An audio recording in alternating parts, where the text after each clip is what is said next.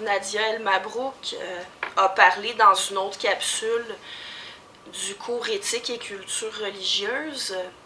Pour ma part, je vais vous parler plutôt de l'enseignement de la pensée critique au niveau collégial. Beaucoup d'élèves qui ont suivi le programme éthique et culture religieuse arrivent au cégep en ayant acquis la conviction que les religions doivent jouir d'une protection spéciale, c'est-à-dire qu'on ne doit pas critiquer les religions des gens, que ça reviendrait à leur manquer de respect. L'objet de mon exposé, c'est de montrer que ce serait contraire à la vocation de l'enseignant en philosophie que de conforter les élèves dans cette certitude. La philosophie, comme la science, repose sur la remise en question. En fait, qu'est-ce que c'est le rôle des cours de philosophie au niveau collégial? D'abord, ils partagent avec les cours de littérature l'objectif de donner aux élèves une certaine culture générale.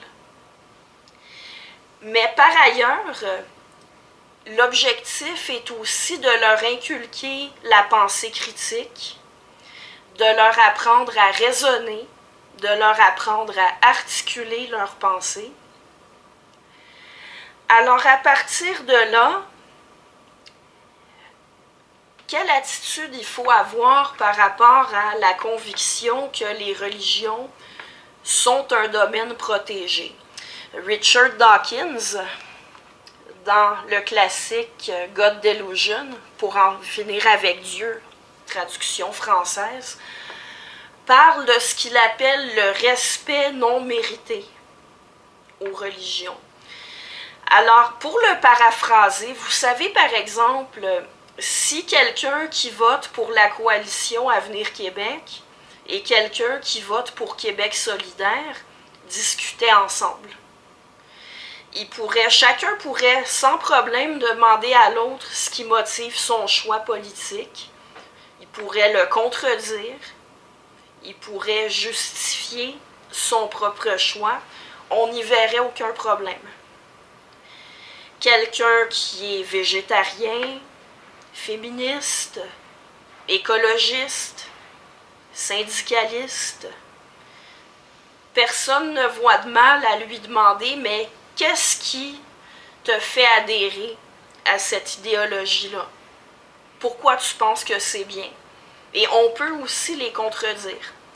Mais quand on arrive aux croyances et pratiques religieuses, alors là, il faudrait dire « je respecte » et ne pas poser de questions. Selon Dawkins, les religions, il n'y a pas de raison qu'elles soient au-dessus de la critique et au-dessus de l'épreuve de la pensée rationnelle. D'autres intellectuels, par exemple les philosophes québécois Charles Taylor, Michel Seymour et d'autres, vont considérer que la religion de quelqu'un fait partie, à leurs yeux, de ce qu'ils appellent son identité profonde.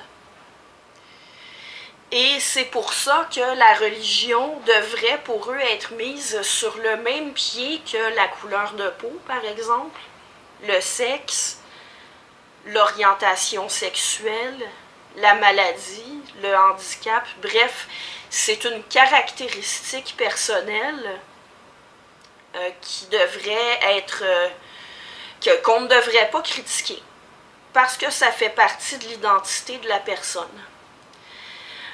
La philosophe laïque Louise Mailloux a déjà fait valoir que la religion est un choix, contrairement à la couleur de peau, le sexe, l'orientation sexuelle, la maladie, le handicap. Moi, ce n'est pas ma position, mais je suis d'accord pour faire la différence entre d'une part la religion et d'autre part toutes ces caractéristiques personnelles qu'on a énumérées. Et la raison, c'est que les religions sont des convictions. L'orientation sexuelle n'est pas une conviction. La maladie, la couleur de peau, le sexe, ce ne sont pas des convictions et ça n'a pas d'incidence directe sur les convictions d'une personne. Alors que les religions, ce sont des convictions. Dans une démocratie, toutes les convictions doivent pouvoir être remises en question, questionnées, critiquées. On doit pouvoir en parler librement. Alors, non seulement le statut spécial des religions est contraire à la laïcité, c'est même contraire au principe de la démocratie. Il ne faut pas oublier dans quel contexte la liberté de religion s'est établie. Un philosophe anglais qui a beaucoup influencé la culture anglo-saxonne et plus largement les cultures occidentales, c'est John Locke. Dans son traité de la tolérance, Locke défend la liberté de religion dans un contexte où on sort de guerre de religion. L'idée, c'était d'établir la paix, de faire cesser les conflits. Alors, il y a des changements qui ont eu lieu depuis cette époque-là. Je pense qu'il y a deux choses qui sont importantes à souligner. D'abord, la conception de John Locke de la liberté de religion, ce n'était pas une liberté de conscience comme celle qu'on veut avoir aujourd'hui.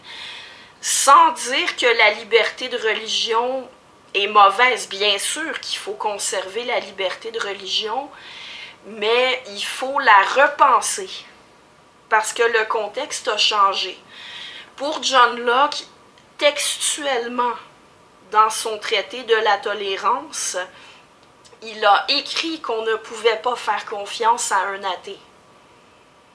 Il était question de pouvoir choisir parmi les religions, mais pas la possibilité de choisir de ne pas en avoir. Et l'autre point important à souligner, c'est qu'on ne peut plus désormais ignorer les conflits entre religion et science. Pourquoi je souligne cela? C'est parce que un des arguments importants chez Locke pour soutenir la liberté de religion, c'est que personne ne peut prétendre savoir la vérité en ce qui concerne la religion. Étant donné qu'on ne peut pas avoir de certitude, il faut avoir de la tolérance pour les croyances des autres. Déjà, à l'époque de Locke, c'était peut-être pas tout à fait vrai parce que il existait déjà des connaissances scientifiques qui entraient en conflit avec certaines prétentions des religions. Par exemple, à cette époque-là, on savait depuis longtemps qu'une femme vierge qui n'a pas été fécondée ne peut pas donner naissance à un bébé, n'est-ce pas? Mais aujourd'hui, c'est encore plus flagrant parce que la science a progressé et la culture scientifique a été largement diffusée. Les informations sont disponibles.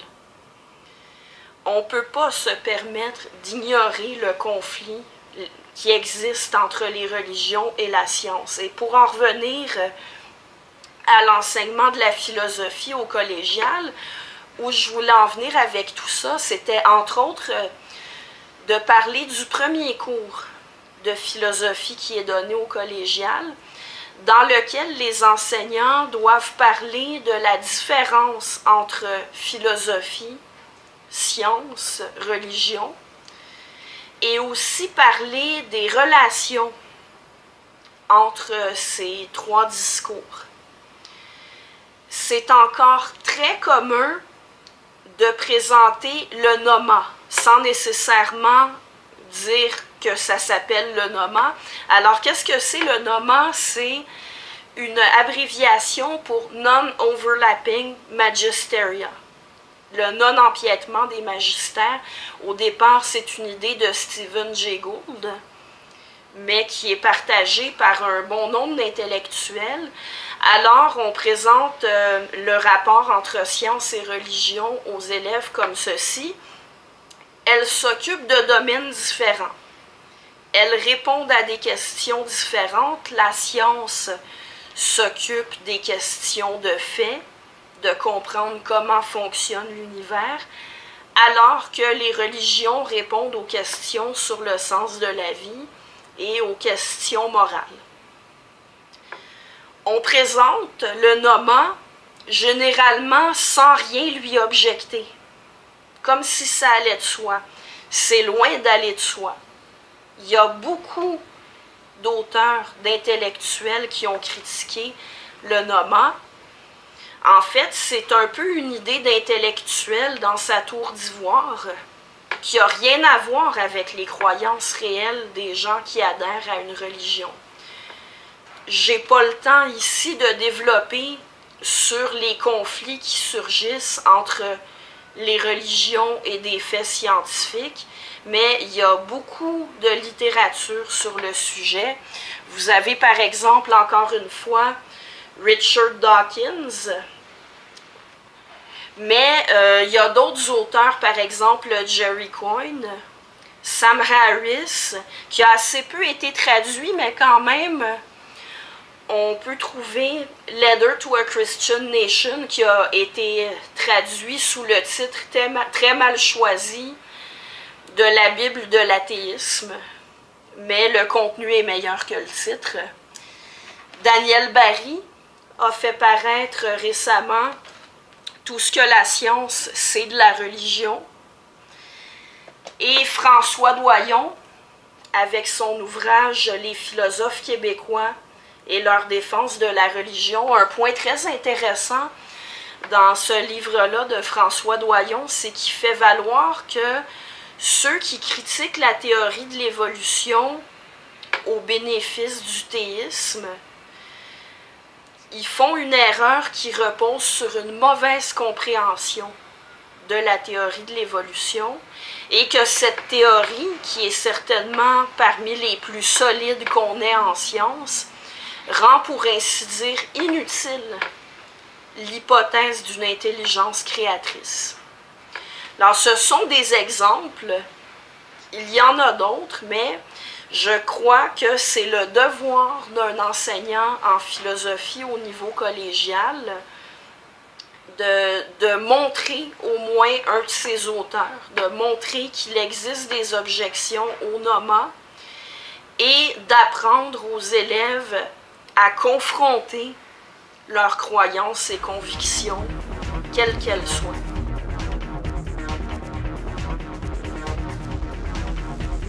Des études sérieuses devraient faire. Les études de genre, ça c'est la grosse tendance actuelle.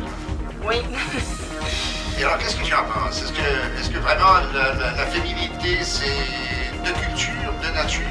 Ben, en fait, moi j'ai commencé à m'intéresser particulièrement à ça quand j'ai suivi un cours de sociologie du genre justement à l'Université de Montréal. Puis j'ai continué à lire là-dessus par la suite. Il y a tellement de contradictions dans ce qu'on appelle la théorie du genre. J'ai l'impression que c'est très politique aussi. Il y a une stratégie, il y a une rhétorique qui vise à l'acquisition des pouvoirs. Oui, certainement. Oui. Par des gens qui s'estiment dépourvus de pouvoir. Ça, il faut leur accorder, là. Mais par ailleurs, est-ce qu'ils veulent tout le pouvoir? Est-ce qu'ils veulent avoir un pouvoir dictatorial, un pouvoir discrétionnaire, un pouvoir absolu? Tu sais, ben, en tout cas, ils veulent de la censure. Ils veulent de la censure. Ils veulent de la censure. Oh oui. Comme quoi? Par exemple, ça devrait être interdit de dire que la définition du mot femme est femelle adulte de l'espèce humaine. Ah bon, je vois. Qu'est-ce qu'il faudrait dire? J'imagine que, parce que honnêtement, chaque fois que j'ai essayé avec des militants,